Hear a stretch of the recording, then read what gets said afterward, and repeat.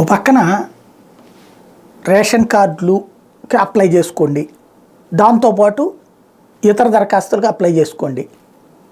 కంటిన్యూగా ప్రజాపాలన పేరుతో దరఖాస్తులు తీసుకుంటున్నారు. రోజుకి 6 లక్షలు, 7 లక్షలు, 8 లక్షలు దరఖాస్తులు వస్తున్నాయి. అవన్నిటిని ఓ సాగ్రిగేట్ చేస్తామంటున్నారు. ఇంకో పక్కన రేషన్ కార్డు లేకపోతే ఈ రావు కాబట్టి ముందు రేషన్ కార్డులు ఇస్తామంటున్నారు. సైమల్టేనియస్గా ఇవన్నీ చేస్తున్నామంటారు. ఇంటింటి దగ్గరికి పోయి కలెక్ట్ చేసుకోవాల్సినటువంటి పనిని వదిలేసి జనాల్ని రమ్మంటున్నాం. ప్రభుత్వ ఉద్యోగులతో సహా అందరూ అర్హులే, అప్లికేషన్ పెట్టుకోమంటున్నాం. పెట్టుకున్న తర్వాత రాకపోతే, ఒకప్పుడు సమగ్ర సర్వే పేరుతో కేసీఆర్ అదే చేశారు. ఇంటింటి డేటా మొత్తం ఉంది అక్కడ, కొత్త డేటా ఏం లేదు. అయితే గీత కొత్తగా పుడతారు, ఆధార్ కార్డు లిస్ట్ చూసుకుంటే అది కూడా తెలిసిపోతుంది.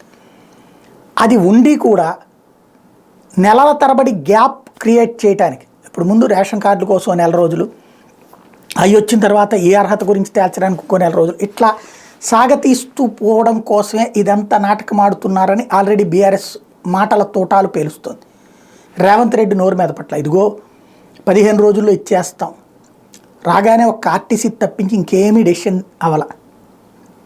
ఇన్సూరెన్స్ అంటే చచ్చిపోయిన వాళ్ళకి ఇస్తారు, బతికున్నోడికి కాదు కదా, కాబట్టి అది కౌంటబుల్ కాదు.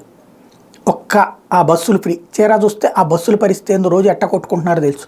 అదనపు బస్సులు తెస్తామన్నో, ఉన్న బస్సుల్లో టిక్కెట్ కొనే వాళ్ళకి న్యాయం చేస్తామనినో, ఇట్లాంటివి కూడా లేవు.